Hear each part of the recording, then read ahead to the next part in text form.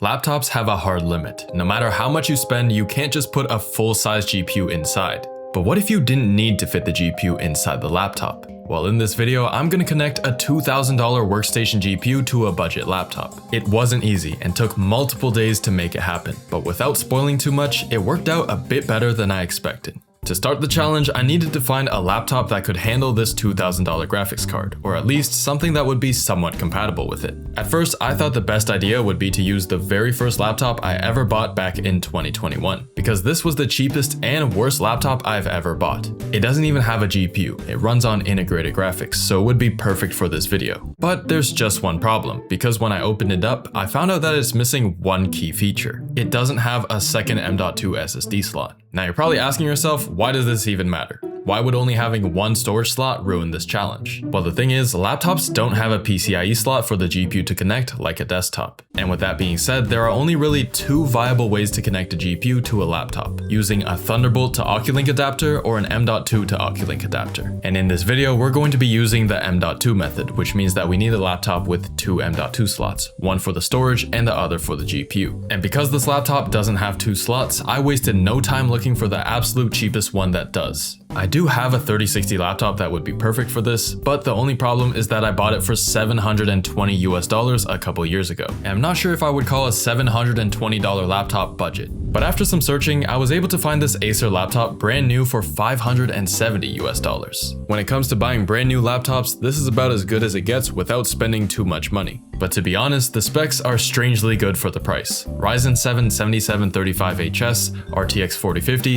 and 16GB of DDR5 is pretty crazy. I definitely would not expect to see a 4050 in a laptop this cheap. But to be able to sell it at such a low price, they had to make some serious compromises, like single channel RAM, which causes it to underperform. But anyways, with the laptop now in hand, let's very quickly see how much FPS we can get with this thing before connecting a $2,000 GPU to it. This way we can compare and see just how much of a difference an external GPU actually makes. Starting with Cyberpunk, the laptop handles it pretty well at 1440p medium settings with DLSS balanced, getting a 74 FPS average. Although the 4050 is an entry-level 1080p card, I'm intentionally running these tests at 1440p because higher resolution will make these games more GPU demanding. So when we add the external GPU later on, the difference will hopefully be a lot more obvious. The second game we're going to test is Fortnite. Now I know this is mostly a CPU intensive game, but I thought that because we're connecting the GPU to the M.2 slot, which doesn't have a lot of bandwidth, games that don't fully stress the GPU might actually see a bigger performance boost than something as demanding as Cyberpunk. Regardless, after letting the frame rate stabilize for a few minutes, we were able to get a 286 FPS average. Not the greatest result considering it's on an empty map, but for $570, it's reasonable. In Black Myth Wukong on all low settings and DLSS at 60%, we get 85 FPS. And finally, this last game will be our safety net, because at 1440p max settings with DLSS balanced, Shadow of the Tomb Raider becomes very VRAM hungry. It can easily consume more than 8GB of VRAM, and this laptop only has 6. Though we finished with a 60 FPS average, that number by itself doesn't tell the whole story. In reality, there were a ton of frame time spikes and stutters, making the game aggravating to play. So if any benchmark was going to benefit from an external GPU, it would definitely be this game. Now that we know how much FPS the laptop gets by itself, it's time to hook up a $2,000 plus full-size workstation GPU. For this, we need 5 different components just to make this work. An M.2 to Oculink adapter, an Oculink cable, a GPU dock, a power supply, and of course the GPU itself. But after I opened up the laptop to start connecting everything together, this was where I was reminded that this laptop, though powerful for the price, was still a budget laptop. As you can tell, the battery literally just falls out because it isn't connected by anything apart from a couple pieces of tape. And these pieces of tape aren't even sticky. Might as well not even put any tape in the first place. Same thing with the screw holes. There actually aren't any screws to secure the battery in the first place, and even if I got my own screws, these holes don't even line up. I get that diversity is important in the workplace,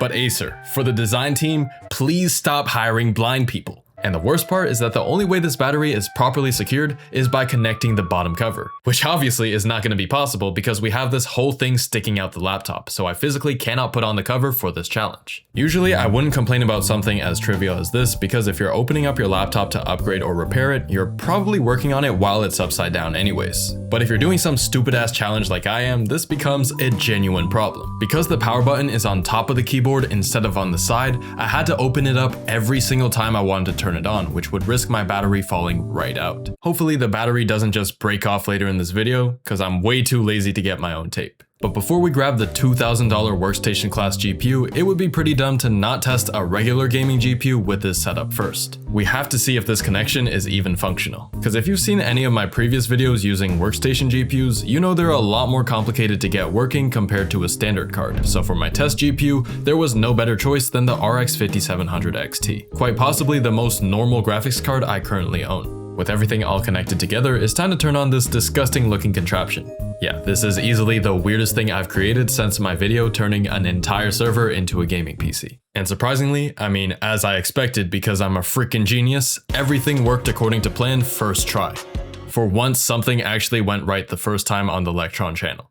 Or so I thought. At this point, I still wasn't sure if the second GPU was really working. So of course, I had to open up Task Manager to find out, and I'm happy to say that the 5700 XT shows up right next to the 4050 laptop GPU. I've never seen two dedicated GPUs running on one laptop before, so that's pretty cool. But the challenge is still not complete. By the time I set this all up, I noticed it took me the entire day to get here. It's 1 AM now, so I decided to wrap things up for the night and try to get the $2,000 GPU running the next morning. Cause who knows just how long it'll take for that to happen. And let's just say it took way longer than I could have imagined. The first thing I had to do on day 2 was to decide which expensive GPU to use for this challenge, but to me, the obvious choice was to use the most expensive GPU I own, the RTX A6000. This thing packs 48GB of VRAM, and if this worked, this would be the first laptop with a 48GB graphics card. So I wasted no time in setting up the A6000 the exact same way I did with the 5700 XT, so you'd think it would be smooth sailing from here, right? But after some minutes of waiting for it to post, I saw nothing but a black screen. I tried a second time and still nothing was working. But then I remembered one important detail from the last time I tried using this GPU. The basic display driver that Windows automatically installs simply doesn't work. I don't know how I could forget this. So I disconnected the DisplayPort cable from my GPU and connected the monitor directly to my laptop instead. Now with a working display, I went to Nvidia's website to download the latest drivers. And if it's unable to install, that means that my laptop doesn't detect it or it's incompatible with the A6000. But if the drivers do actually start installing, we should be in the clear. But for some reason, it says the graphics driver is incompatible with my device, despite the fact that I did download the right ones. And honestly, this error did not make any sense to me.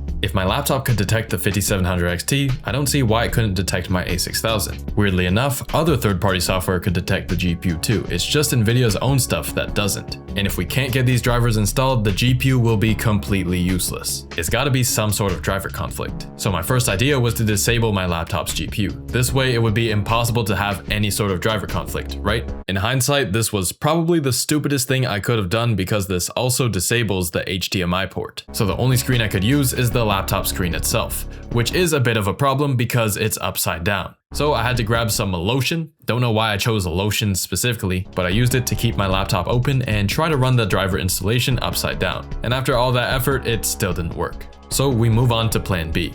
Plan B was to uninstall the 4050 drivers instead of disabling the entire thing. Now that I'm thinking about it, this probably should have been plan A, but whatever, let's try it anyways. So I re-enabled my RTX 4050 while upside down and rebooted my laptop into the Windows recovery environment to get into safe mode in order to do a clean uninstall of my drivers. But since the 4050 gets disabled in the Windows recovery environment, I'm back to working upside down again.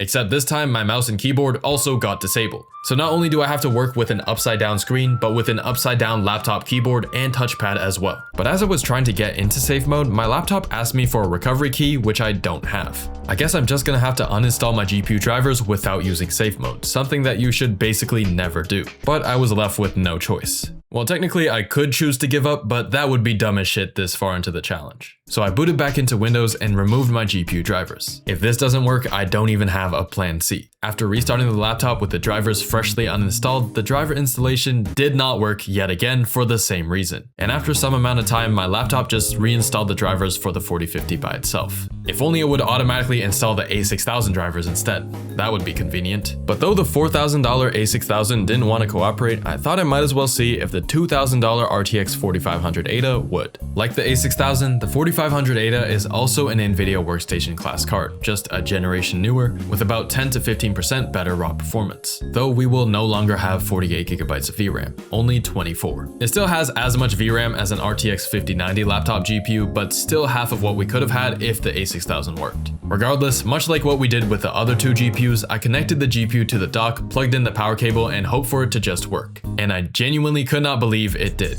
I don't know why, but the 4500 ADA was nothing like the A6000.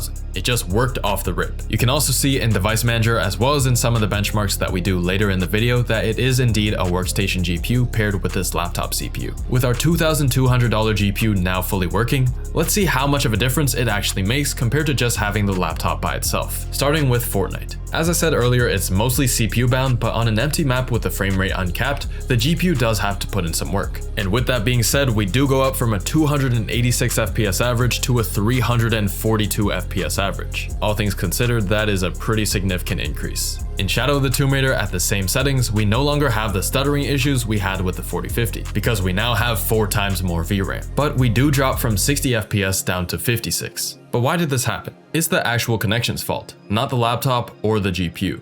And sadly, the only eGPU connection method that almost fully fixes this issue is Thunderbolt 5. And if you want a laptop with Thunderbolt 5 ports, it's gonna cost you well over $3,000 US. So I'll take 56 FPS for now, it's not that bad. Cyberpunk and Black Myth Wukong on the other hand though, were still both playable above 60 FPS using the same settings we used earlier, but unfortunately these results did not improve. So the $2,200 GPU does work here, but with a GPU this powerful, you're always going to be bottlenecked by the M.2 slot. So if you're doing this for yourself and not for a challenge, it would be better to connect a weaker GPU to upgrade a weaker laptop so it isn't as much of a problem. I'm just glad I was able to make it work at all at the end, even though my setup looks absolutely insane right now. Something that's also insane is getting 1400 FPS in Fortnite. So if you want to see how I optimized the world's fastest CPU until I got 1400 FPS, watch this video next.